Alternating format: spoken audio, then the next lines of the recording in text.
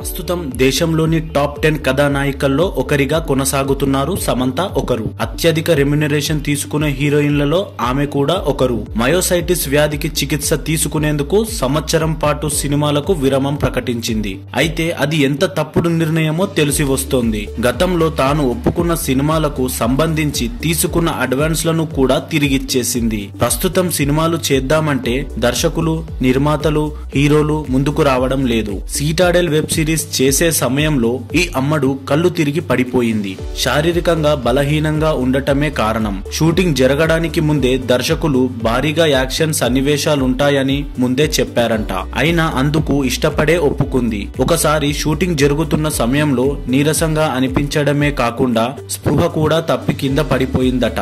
దీంతో సెట్లో ఉన్న వారంతా కంగారు పడ్డారు.